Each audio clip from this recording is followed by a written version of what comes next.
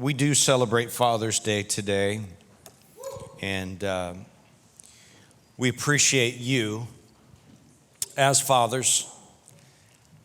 And today I'm going to be talking about dads, and dads are, a son's first hero and a daughter's first love. That's really what a dad should be and is to be. And today I want you to know that I'm not going to preach this from a standpoint of being a father as much as I'm going to preach this or speak to you as a son of a father. But I want you to know that we cannot afford to risk to diminish the importance of what fathers are. Okay? You may not have a dad today. Maybe your dad has passed. Maybe you're estranged from your dad. Maybe your dad was a deadbeat. Maybe he was, just not the dad that he should have been. Maybe he walked out on you. And for that, I apologize. I can't take responsibility for it, but I apologize because that is no reflection of your value and your importance of how you were treated. You understand that? But I think we need to pause in our society and our cultural place of having safe spaces and coloring books and clay and when we're wounded, everybody has to nurture our needs. Look, today is not about you. Today is about fathers that are doing their job. That's what this is about. So if you've had a bad paternal experience, if you had a bad father experience, I apologize for that, but that's not what today is about. Today we are here to celebrate the roles of fathers, the importance of fathers, and why they are so important today. And let me tell you something, if dads weren't that important, I guess you wouldn't be hurting today then. Look, there's effects of fatherlessness. I mean, it is impacting our nation like never before. Here's just a couple of stats. First of all, families without fathers are basically 4 times more likely to be impoverished. 4 times more likely to be impoverished. And there's significantly more drug use in the home of families that do not have a father in the home. And when you look at, the physical and emotional health of children, a study showed that kids the age of 3 and older that are living with married biological parents had significantly fewer behavioral problems. And children of single parent homes are more than twice as likely to commit suicide. Now, single parenting is a reality of our society. And so what I want you to know is that if you are a single parent, naturally you're at a disadvantage because it's difficult to be both roles. But I want you to know that if you plant yourself in a house of God, that God can help supplement and augment and nurture and strengthen the things that you can't do as a single parent. So you're not lost without a cause. But to celebrate Father's Day today, it really goes against the feminist movement. And of course, they're against everything. They're even against themselves, I think, sometimes. But, the left, and I'm going to say this again, the far-leaning, the leftists, they're pretending that fatherlessness isn't a problem because fathers can be replaced. That's what they think. Fathers can be replaced and fathers aren't important. And they're trying to change the name of Father's Day to Special Persons Day. That's right. They're trying to change it. Why? Because they need to celebrate the kids that don't have fathers. Well, let me tell you something. We can still celebrate kids that don't have fathers, but that's not what Father's Day is about. Father's Day is about celebrating fathers. And if that hurts people's feelings, I can't help that. Because I don't know about you, but my dad was very important and instrumental in my life. But they're out to destroy the nuclear family. They're trying to demonize men. We're not going to let that happen. So you might be here today without a father, but you're not here today without a heavenly Father.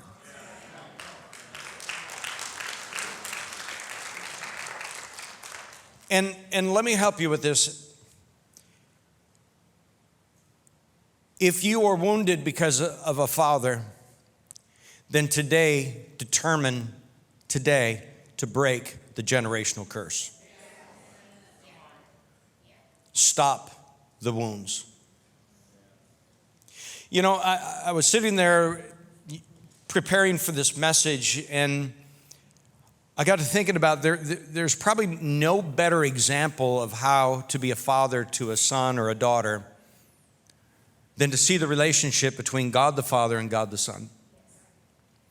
When Jesus gave up everything to come and take on human flesh and to live like us and do it sinlessly, to do it in perfection and to die for us, I don't think he could have done it without a heavenly Father. And I think it's very apparent in the gospel of Jesus Christ. You know, we can look, first of all, you know, God gave his son Jesus an earthly purpose. And it started in Genesis 3:5. After the fall of man, he said, one of her descendants will crush your head, speaking to Satan, Lucifer, the enemy of mankind.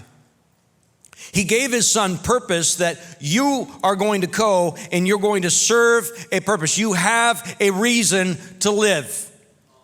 You have a reason to function on this planet.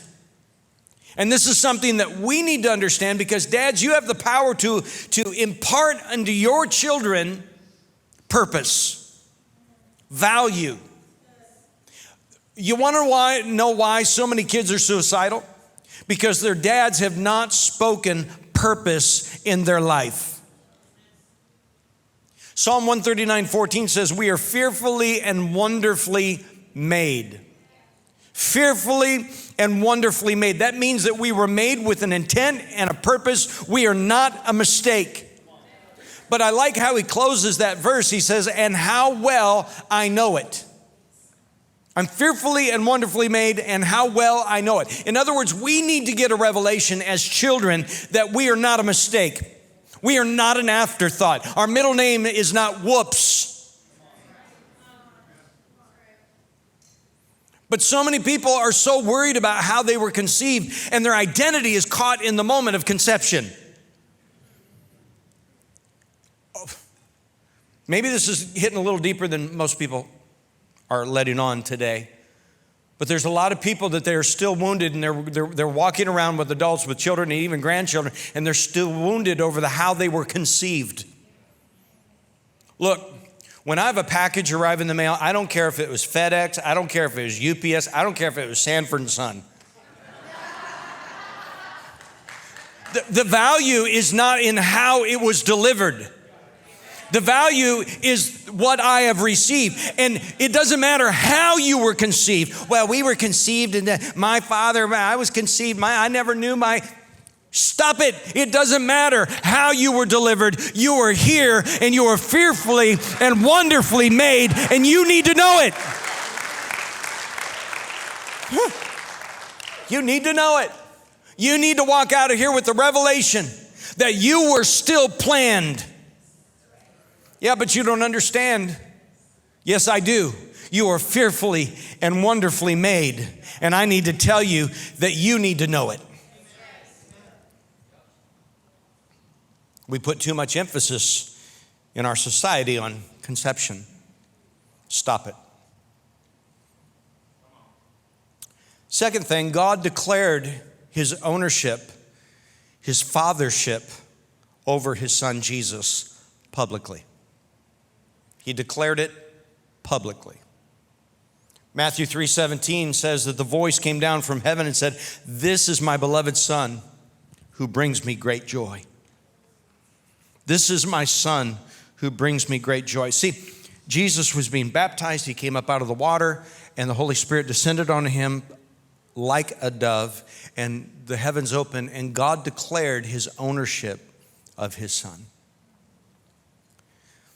Look, a father's affirmation is so important. A father's public affirmation, and I'm not talking about stroking one's ego. Because sometimes dads can do that. Really what they're doing is they're stroking their own ego because this is my seed. Look what I'm doing, Stop that, right? But to give public affirmation, and it amazes me how many fathers shy away from opportunities of declaring something publicly over their kids on their value and their love for them.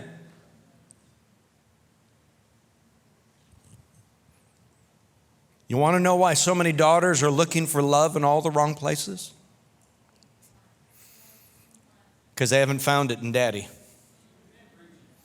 If a father will declare his love, not just privately, but publicly, and his affirmation and his acceptance, even if they're your children from your ex-spouse. So many parents have problems affirming their kids because their child reminds them of their ex too much. Stop it. If you diminish the ex, you diminish them because that's a part of them, their identity. I want you to know that I grew up, and I can give a testament to this, I grew up in a home that I had no idea the information about my mother and my father's previous spouses. Ladies and gentlemen, it's possible. And you know what? Kids really don't care how much you know until they know how much you care. And to give public affirmation will give them a sense of stability. It will give your daughters the ability to say no to that sleazy little bum that wants to take her out. Here's some well-known facts. Children with involved fathers have less emotional and behavioral difficulties in adolescence. Oh, I believe look, men, if you got a daughter, I believe that if some dude wants to take your daughter out, I believe, and this may be why I don't have daughters, why we didn't have daughters, because I would be chauffeur. I would totally be I would totally say, come into the house. You want to take my daughter? Come look at my gun safe.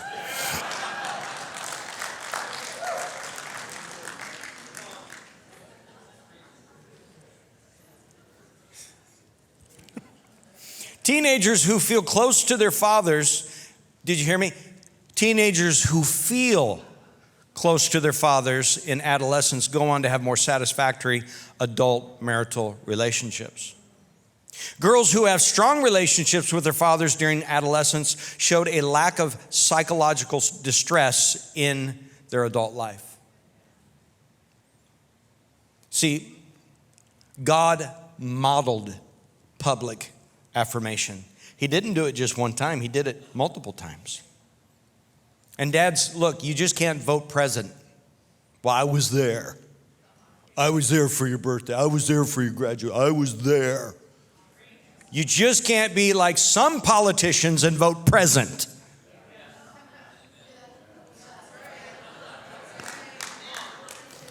I was there. Well, you were there at conception too. At least that's the story, and we're sticking to it. Some family secrets. Wow. God also had influence in his son's life. Influence. It doesn't mean that he controlled his son. It didn't mean that he controlled his child, but he had influence. John 5:19 said it this way. Jesus explained, I tell you the truth, the Son can do nothing by himself. He does only what he sees the Father doing. Whatever the Father does, the Son also does. Not do as I say, not as I do, it's do as I do. It is modeling in reality, it's our example and it's our model of what we do is truly influencing our children and our daughters and our sons of what to do. When you were hit hardest, I'll never forget. My dad we did a lot of man stuff in the garage, okay? We changed out motors, we built stuff, and, I was basically present. I watched, I held the flashlight. Anybody get thumped upside the head for not holding the flashlight straight? Anyone? I think every child should hold the flashlight and learn how to hold it right? Amen? Man, Dad, I'm sorry.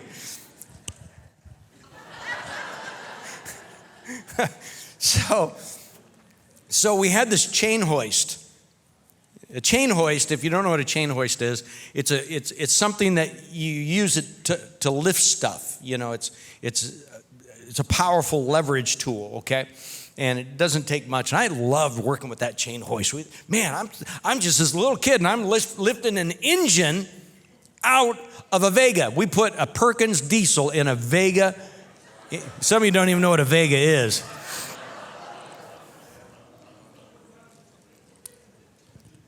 And so this is like when I'm just a little kid, okay? So we're out here. We've moved out here some 30 years later from Indiana and da-da-da. And my dad has the chain hoist, and he put it in a box, and he put the shipping in. I said, Dad, what are you doing? He said, well, son, 30 years ago, I borrowed this chain hoist, and I never returned it. And the Lord convicted me about it, so I'm shipping it back to him. Well, the company's out of business. So he was able to keep the chain hoist, but I kept teasing him. Well, Dad, you put them out of business. You stole their chain hoist. But that was a testament to me that my dad was listening to the voice of the Lord as something that I would see as, it's no big deal. It was a big deal. And it was a big impact in my life because I saw what my father did, and now I need to do it. And too many kids are seeing their father beat their moms, be absent from their moms. Come on. But it doesn't mean that you have to follow that example, because you still have a godly example that he has given you to follow. You got to remember that we don't hear much about Joseph's earthly father, his stepfather, Jesus' earthly father, Joseph. You don't hear much about that. We just assume that he died earlier in his life. And so therefore his literal testimony of his heavenly father was his witness and his example. Not TikTok, not YouTube, not Netflix, not cultural influences and friends. See, seeing your father's actions create lasting values and vision. It's like this. Dads, your family at home is waiting for you to set the tone about going to church. Most people are waiting on Dad to say, are we going to church? Are we going? I wonder. They're not going to ask, but they're just wondering. They're following your example. The other thing that God did was he kept his son close. You can't mentor somebody unless you have your child close to you. Close. Ephesians 1:20 said that he exerted in Christ when he raised him from the dead and seated him at the right hand in heavenly realms. Psalms 110:1 says, the Lord said to my Lord, sit in the place of honor at my right hand until I humble your enemies, making them a footstool under your feet. Look, you sit here and I'm going to show you how to conquer. I'm going to present to you how to be successful in your finances. I'm going to present to you how to be successful in your marriage, in your family, and how to lead. It's a training position. Having your kids close, and I know it is very frustrating for some parents because of joint custody and you don't get your children as often as you want. You just do what you can when you can. Have your kids heard you pray? Have you nurtured biblical and spiritual principles in their life? Have you sought opportunities to be able to stop and say, this is a teaching moment. Spiritually, this is a teaching moment. Biblically, you got to keep them close. And then when they get married, leave and cleave. Also, God taught Jesus how to move his own mountains. I don't think there was a more intense time in Jesus' life and ministry than when he was in the Garden of Gethsemane and he sweat drops of blood. Matthew 26:36, I need to read this passage for context, but it says, he said to them, my soul, he's talking to his disciples, my soul is deeply grieved to the point of death. Remain here and pray with me. Keep watch with me. And he went a little beyond them and fell on his face and prayed, saying, my Father, if it is possible, let this cup pass from me. Yet not as I will, but as you will. And then he came to his disciples and said to them, are you still sleeping and resting? Behold, the hour is at hand, and the Son of Man is going to be betrayed into the hands of the sinners. And then he said this, get up, let's go. Behold, the one that is going to betray me is near. I want you to see this. He's about ready to face the mountain of all mountains.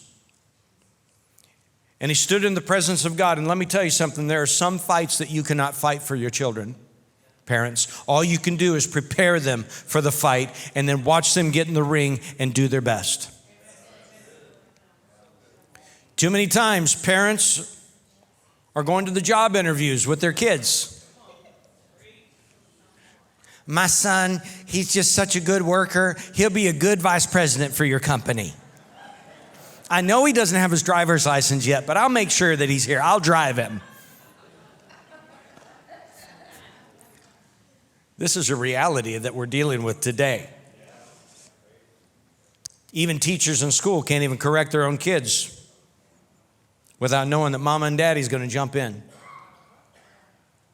And they know their kid's a hellion. They know their kid's a problem, but you can't tell them that. There are garden moments that are going to happen, not if they're going to happen, they are going to happen in your children's life. The question is, are you preparing them for those garden moments? These are intense situations that you cannot fight for them. You have to step back and let them, and God had to step back and let Jesus make this decision. He had to choose to go to the cross. Dads, you got to teach your kids how to be independent and how to stand alone. Yeah, but they're my daughter. Teach them how to stand alone. How do you do it? Get on your knees. You got to help your kids understand that there's some situations you have to face head on.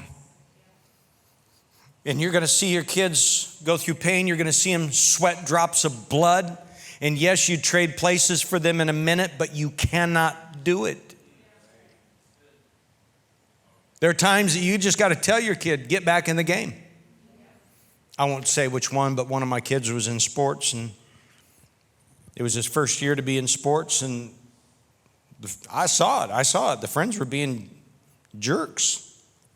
They weren't friends, and I saw what was happening, and I wanted to go out and thump some kids, but I know that wouldn't be good. I wouldn't have a very good jail ministry.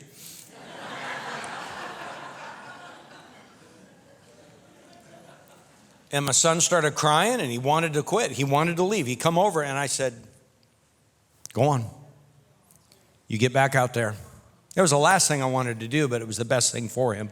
Get out there. Go on. You're not quitting. You're not quitting when it gets tough. You're not quitting when it gets, too intense for you. You're going to stand in there. You're going to fight. You're going to learn how to grow through this.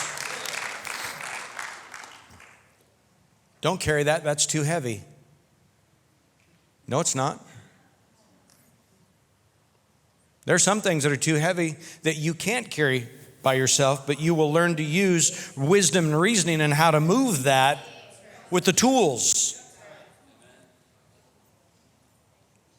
Hey, dads. Help your kids understand that your cars don't need blinker fluid.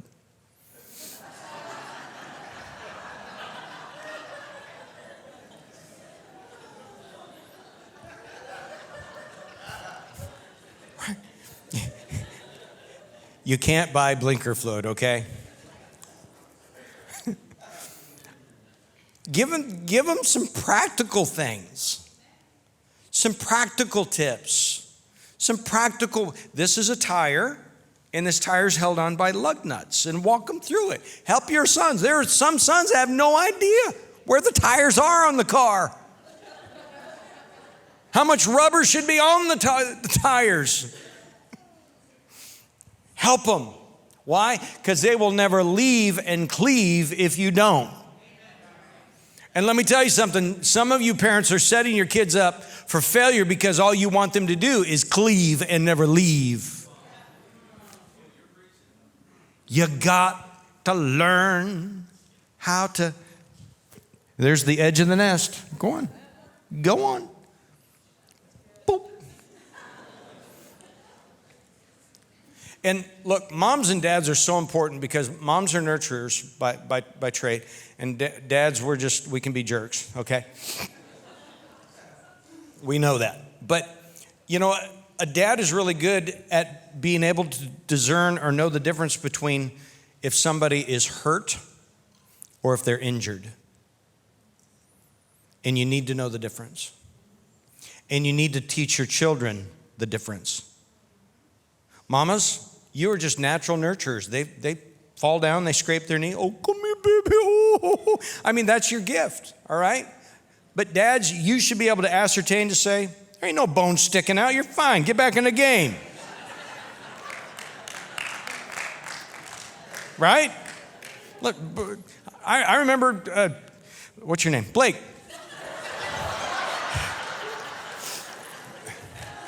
My youngest. He was dancing around on the couch. Wee, wee, wee. You know, this wasn't yesterday though, just so you know. He was dancing around on the couch, and he didn't dance right. He flipped back and he whacked his head on the edge of the marble coffee table. That's what I said. Oh. Well, when I heard it and I knew what he hit, I went, this is a problem. Okay? Landed on the floor, and all of a sudden, blood just started pooling. Okay? I'm like, call 911.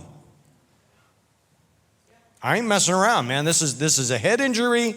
Daddy ain't dancing. Okay? We got blood, all right? And so they came, they checked him out, blah, blah, blah. So then we drove him down to the hospital, and they said, yeah, he needs, and so I think they put a couple staples in, and then they realized he was fine, he didn't have a concussion or all that. So I pull out the phone, and I'm like, dude, I got to get some photos of this. My wife was not in agreement.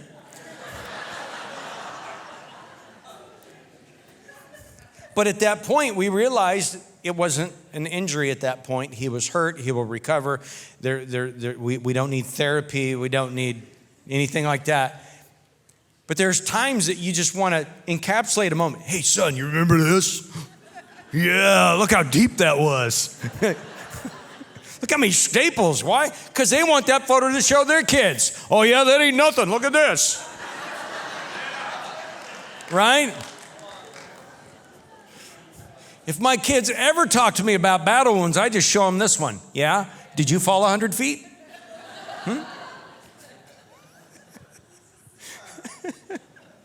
Real deal.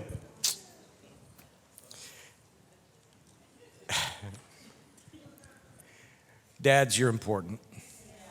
And don't let anything CNN is trying to tell you about fathering is less important. You are important. But what I want to do right now is I want to pray for those of you that your dad's not here. Your dad is maybe gone in heaven. He's passed. Maybe he's estranged. He's abandoned you. God does care about you. And he is your heavenly Father. And he's going to minister to you. He's going to bless you. And he's going to keep you. Heavenly Father, I lift up every person that was fearfully and wonderfully made. God, may they know it. Lord, today as other people are smiling and celebrating and posting on Facebook and Instagram and TikTok, all the wonderful fatherly accolades about their dads. Lord, every one of those that they see can sometimes feel like a knife to their heart. Lord, they feel abandoned, they feel stolen from, God. So Father, I just pray that you would minister to them today and let them know that you care. Lord, that you collect their tears in a bottle. You know every heartache, every teardrop that has come down their cheek. Father, you love them so much. You know how many hairs are on their head. Father, you know in detail, infinite detail beyond what any human father could do or care. So Lord, let that revelation come alive today as we minister grace and peace to every person here that is hurting. In the name of Jesus. Now, if you're here today and you're not born again, I don't think there's any better present you can give your Father than to give your heart to Him. Salvation isn't attributed, it's not given to you because you've gone to church. It doesn't come to you because you were christened as a baby or that you've gone through confirmation classes. Salvation comes because you believe in your heart and you confess with your mouth that Jesus is Lord, that you believe that He died on the cross for your sins and He rose again to the Father. And as He is with His Father, Jesus wants you to be with His Father too. There's no guarantee of tomorrow, but there is a guarantee of this moment. So what I'm going to do, I'm going to tell you everything up front. I'm going to count to 3, and if that's you and you want to renew your relationship with Christ, or you want to give your heart to the Lord for the very first time, when I count to 3, I want you to lift your hand up big and proud. Okay? Then we're all going to pray a prayer. I'll say the words, you repeat them. I'm going to lead you through a prayer to receive Christ as your Lord. And then at the end of the service, they're going to invite you to come over and meet with our new believers team, because this is the best decision of your life. So here it is. Everybody bow your heads, close your eyes. Nobody leaving, nobody getting up, nobody moving around. The next 2 minutes are my minutes for the Heavenly Father. Here it is. If that's you, you want to be born again, you want to renew your life with Jesus Christ, get ready. 1, 2, 3. Lift it up if that's you. Yes, I see that hand. Anyone else looking up? Anyone there? Yes, I see that hand. Anyone else? All right, everybody, pray this with me as we pray for those that are also watching online. Say it with me. Heavenly Father, come into my heart. Be the Lord of my life. Forgive me of my sin. I accept your Son, Jesus, as my Lord and Savior. Live in me as I live for you. In Jesus' name. And everyone said, amen. Come on, stand and sing it.